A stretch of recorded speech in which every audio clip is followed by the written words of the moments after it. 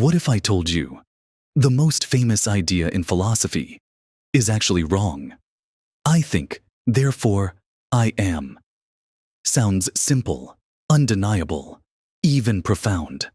But what if that statement is a trap?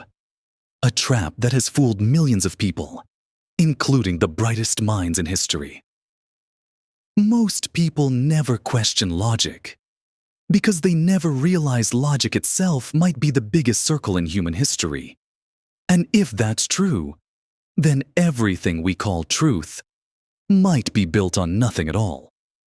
René Descartes, the father of modern philosophy, wanted certainty, absolute, unshakable truth.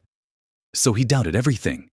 His senses could be illusions, his body could be deceived, even mathematics could be wrong.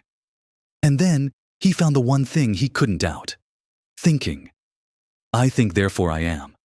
Simple, self-evident, unshakable. Or so it seemed. But there's a hidden flaw, a flaw so subtle, most people never notice it. Søren Kierkegaard spotted it. The cogito is circular reasoning. It assumes what it's trying to prove. It says, I think, therefore I exist. But how do you know I exists unless it already exists to think? Boom, circular trap. The cornerstone of modern philosophy, built on a loop. Psychologically, it's seductive. You feel it's true. But logically, it proves nothing. Descartes didn't stop there. He split reality into two: mind and body. Mind, invisible, indivisible. Thinking, body, physical, divisible, non-thinking. And he asked, how do these two interact? His answer? The pineal gland, a tiny mysterious gland in your brain that supposedly connects mind and body. It sounds crazy. And it is. It never worked. The fundamental problem remained unsolved. How can something non-physical touch something physical? Then came Spinoza, flipping the script. He said mind and body aren't separate. They're two sides of the same coin. Every thought, every movement, a single unfolding reality. Free will, maybe just an illusion. Every decision, part of the same universal law that moves the stars. Now, let's go deeper. Logic itself. Who made it? Who proved it? We use it to prove things. But can it prove itself? 2 + 2 = 4. Seems obvious. But we invented the system that makes it true. Mathematics, reasoning proof. All built on axioms we assume without evidence. Meaning, the very tool we rely on is constructed, not discovered.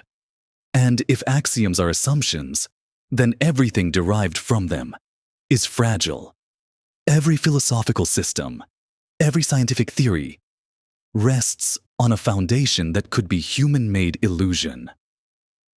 Mathematics isn't eternal. Logic isn't perfect. They're mirrors we made to see reality. But the mirrors can be cracked. Enter Hegel. He didn't reject contradictions.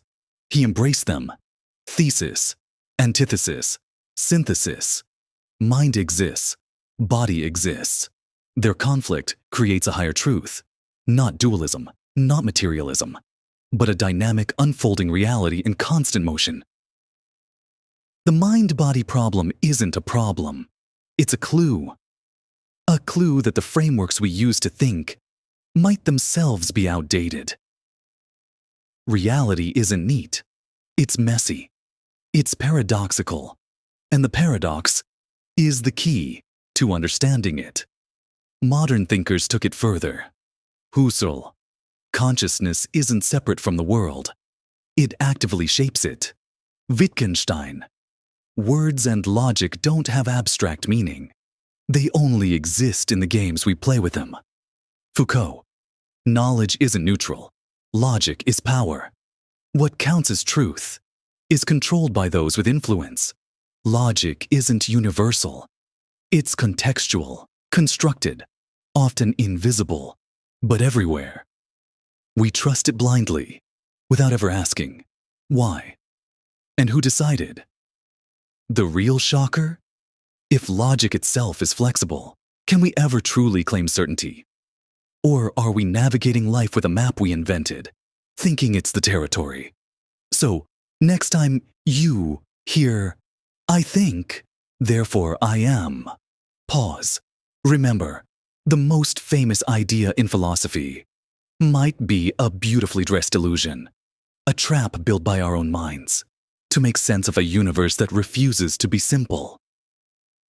The real question isn't, do we exist? It's, how do we think? And what do we trust when we do?